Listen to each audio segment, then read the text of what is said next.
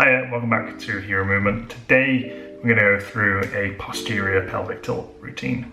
Michaela's going to help me out because she's really helpful and she actually deals with posterior pelvic tilt. I do. The posterior tilt isn't as common as an anterior tilt, but it still affects a lot of people and it can potentially cause some issues like lower back pain, discomfort in the hips and the knees, and then issues upstream in the mid back and neck as well. We're going to go through a few release drills to release some of the tension in overly tight tissues, and then we've got 3 strengthening drills as well to kind of reinforce a more neutral position. I've also put together a pretty in-depth guide that we go into each exercise in a lot more detail and kind of break things down a bit. So if you want to check that out, you can do. The link is in the description below. So with a posterior pelvic tilt, what we see is the front part of the pelvis is kind of rotated upwards and then the back of the pelvis sinks down. So if you think of the pelvis as above the water, then the water would be spilling out of the back. In terms of the musculature, what we typically see is there's a lot of tension through the glutes and through the hamstrings, particularly the mid and upper hamstrings, and then the rectus abdominis in the midsection. And then the muscles that are perhaps a bit weak or inhibited are the hip flexors and then the extensors in the lower back. One thing to note is that the severity of a posterior pelvic tilt can vary. So in some people we have just a tilt of the pelvis posteriorly. Others have a posterior tilt but then an anterior shift. So the whole of the pelvis shifts forwards. This then often results in hyperextension at the knees as well as the hips, and then we get issues upstream as well. So really exaggerated kyphotic curve in the mid back, and then forward head posture, rolled forward shoulders and all that stuff. We're going to keep that in mind as we go through the exercises, particularly with the hamstrings. If we've got that hyperextension at the knee, then it might not be as simple as having tension through the whole hamstring. We could be tight in the mid to upper hamstring, but actually be quite lax and loose around the lower hamstring. So we don't really want to stretch that area and make things worse. So you don't need loads of equipment for the drills. A mobility ball or a tennis ball, lacrosse ball would come in handy. You kind of pick your softness or hardness, whatever feels right for you. A sturdy chair or a bench would come in handy as well, and maybe some cushions. And then for some of the strengthening drills, some form of weight, so a kettlebell bag filled with tin of beans, and maybe a resistance band or 2 would come in handy, but not always necessary. So yeah, let's get cracking. So first up we have a seated hamstring release. It's a really good one for calming down the nervous system and releasing some of the tension that often builds up in the mid to upper hamstrings. So I'm just going to grab a mobility ball, a medium sized one or kind of like a tennis ball size, place it on a stable surface and then just let the weight of your body sink down over the ball. So starting at the top of the hamstring under the sits bones and kind of working your way down then to the mid hamstring, just applying downwards pressure to the ball, breathing in through the nose, out through the nose, just trying to relax as much as you can. So I'm going to scrub your weight from side to side and also play with flexion and extension of the knee. So with all these release drills, if you find a particularly sensitive spot, just take a deep breath in through the nose, hold that breath for 5 to 10 seconds as you contract into the ball, and then you're just going to slowly exhale through the nose for 10 to 20 seconds as you relax around the ball. So you can spend anywhere between 1 to 3 minutes and then move on to the next side. I'm going to follow up the hamstring release with a nice hamstring stretch. So once we've relaxed the tissues, it's nice to follow it up with a static or dynamic stretch. I like using the standing version because it's easier to encourage your pelvis into a more neutral position compared to a seated hamstring stretch. So you're just going to start with your feet staggered. You can put your front foot elevated on a surface like a bench or a table. And then keeping a slight bend in that front leg and keeping the spine long and the core engaged, you're going to hinge at your hips to lean out over your front leg. So really trying to stay tall through the torso. So you can hold the end range position for 1 to 2 minutes if you like, if you want to do a static stretch, or if you prefer, you can perform repetitions doing kind of dynamic stretching.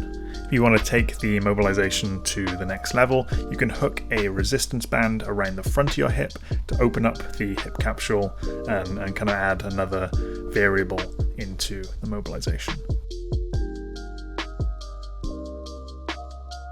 So next we have a glute release. So it's a really good one for releasing tension that builds up in the glutes, and that often reinforces that tailbone tucked under posterior pelvic tilt position. So we're just going to place the ball on a stable surface or on the floor, take a seat down on it, and you're going to cross the same side leg across your body.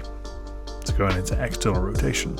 So just going to apply downwards pressure into the ball, tracing all the way to the outside of your hips and then back across to your lower back as well, just covering the entire glute region.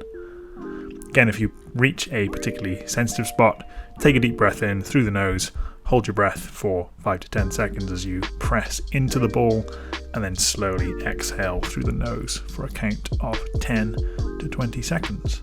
Just like the hamstring release, you can spend 1 to 3 minutes per side. You should feel a noticeable difference in your ability to contract through the glute once you've performed the release. So next we have the pigeon stretch. It's a really great drill for opening up through the glutes and the outer hip. So you're just going to place your front leg up on a chair or a stool with roughly a 90-degree bend at the knee. So to keep your ankle and your knee safe, you can have the foot dangling off to the side of the stool and flex your toes up towards the shin. If it's a little bit of a challenge to get into the position, you can always adjust the height of the raised surface, or you can place some pillows underneath your front knee. So you can hold the position for 1 to 2 minutes, or you can perform repetitions. So you're raising your hips up and then letting them drop down into end range and just kind of repeating that. We're then moving on to the gut smash, which is a great drill courtesy of Jill Miller and Kelly Starrett. So it's a great way to release tight abdominals and also free up the diaphragm as well for better breathing mechanics. So I'm going to take a soft ball, it's like a kid's football, and we're going to place it on the floor and basically just lie down on it. So apply downwards pressure into the ball, breathing into the belly. So we're looking to let the ball sink deeper after each exhale, and we're just gently scrubbing from side to side. So anywhere on the front and the side of the torso is going to be good here. You're probably going to feel some stiffness in the sternum area and just below the rib cage.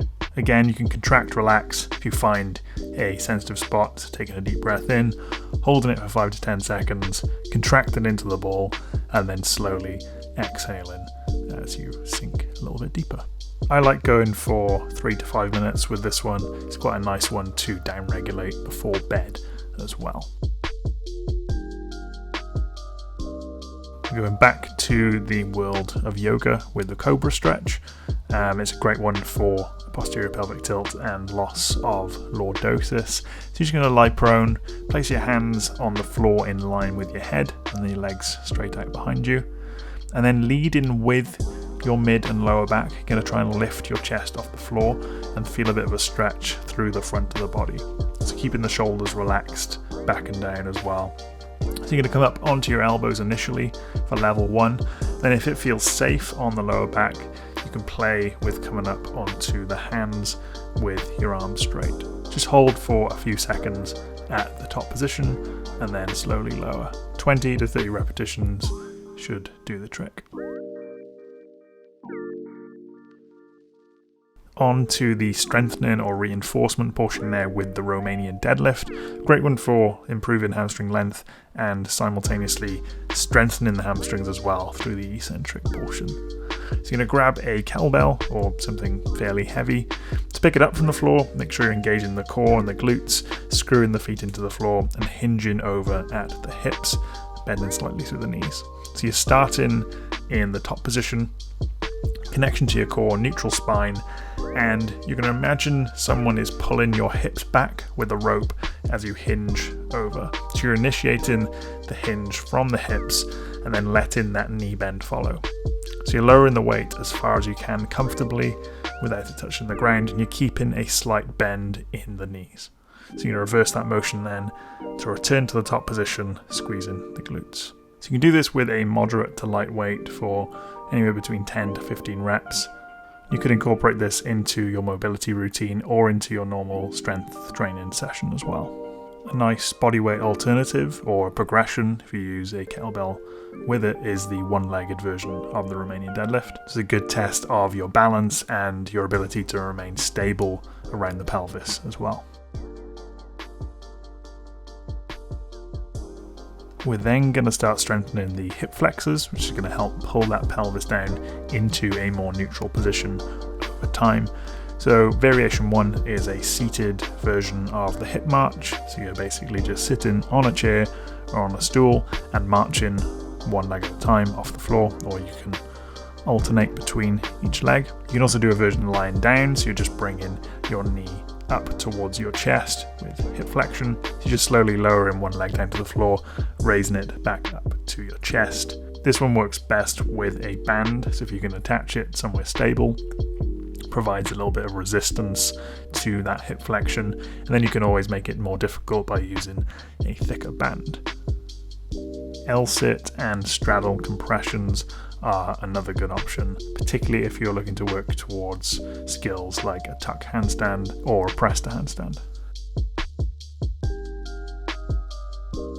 Finishing off with a nice back extension, or Superman or Superwoman. It's a great way to strengthen that lower back and reinforce a natural lumbar curve. So you're lying down on your front, core braced, shoulders relaxed back and down, and engaging through the mid-back, you're going to lift your torso off the floor as high as you can.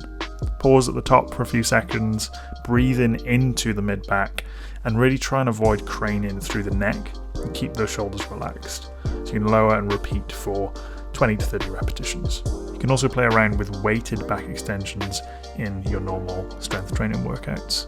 Okay, Kayla's finished off. We've been through one round. All on your right side. Pretty much, other than a couple of reps on this side. How does it feel? Does it feel any different? Definitely feels lighter through the hip region. Yeah? Yeah, I feel more mobile, more free. Does it feel easier to get into kind of a more neutral pelvis, like to... Definitely my lower back has got more of that natural curve. Yeah? I feel. Cool. It's good then. That's ideal. It's important to remember that as well as kind of doing exercise to help improve a posterior pelvic tilt, the best use of your time is to avoid the things that are actually causing it in the first place, if that makes sense. So sitting is the big one. Sitting kind of slumped in a chair with that kind of C-shaped posture is one of probably the main cause of a posterior tilt when you're then standing and moving around. If you can limit prolonged sitting, break it up with periods of movement, and even use a back support, a lumbar support initially to kind of get you into that more extended position, that can definitely help. Limiting any kind of flexion through the core as well might also be beneficial, at least initially. If you're already really tight through kind of the rectus abdominis, then adding more tension to that area through kind of crunches or sit-ups or anything like that probably isn't the best idea to start with. Probably want to focus more on getting into extension. Hope this helped, hope it was beneficial to you in some shape or form. If you perform the routine kind of 3 to 5 times a week, you're probably going to see some benefits within 2 to 4 weeks or so. You find it's a lot easier to get into a more neutral position and then maintain that neutral throughout your everyday life as well. Again, there's a link to the in-depth guide in the description box below, so feel free to check that out. Yeah, thank you for watching. Thanks for stopping by. If you enjoyed this, then give me a thumbs up, would really be appreciated. And subscribing to the channel if you want to see more videos like this. I've got a few more posture related ones lined up. So yeah, thanks again. Have a healthy road day, and I'll catch you soon.